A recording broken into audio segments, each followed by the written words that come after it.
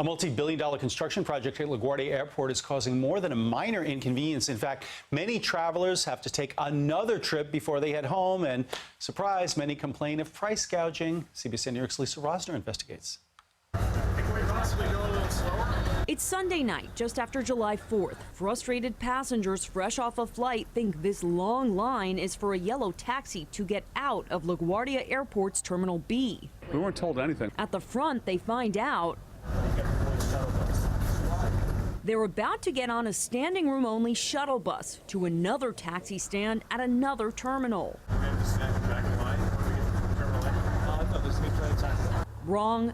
This was the situation. Make a line behind the passenger. Only then you're told you can order a ride share from a 7-Eleven up the road. Before boarding, passengers also wanted to know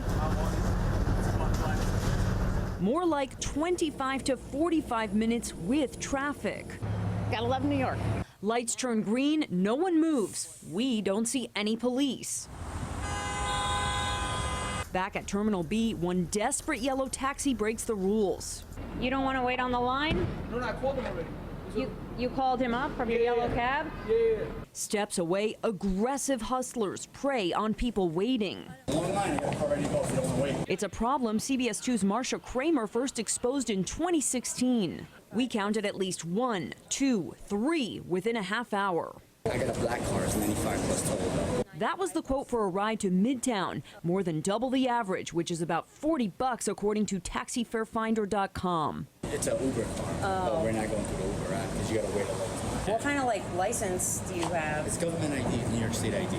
Do you need a taxi license or anything? No, not really. ID's irrelevant, you need a ride, right? The TLC says it's relevant, and so does the Port Authority Police. We showed the video to one of the top officers at the airport's police department who admits the problem is worse, but they've stepped up enforcement. Would the Port Authority Police consider putting a police officer at the end of these taxi shuttle lines because they get very long, and that's where we found these hustlers, but there were no officers? We're open to every opportunity. One thing I have to explain is we do put plainclothes officers out. He also says there were 30 additional traffic cops and explains the reason for the backups. As a result of managing the traffic, sometimes we actually have to create traffic because we're holding up areas that are less vulnerable. That traffic resulted in official Ubers and Lyfts stuck in backups approaching the pickup area in the Terminal B parking garage and also having trouble reaching passengers due to weak cell service. So you're in the first floor departures. So some give up.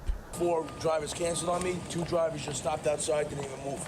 So it's a total of 6 cars, 45 minutes, nobody showed up. The second one has been 40 minutes to show up.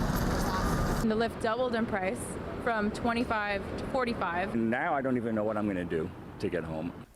The day after our visit, the Port Authority says the cell service was fixed. Construction continues until 2021, so passengers need to decide if the price of their flight is worth the pandemonium.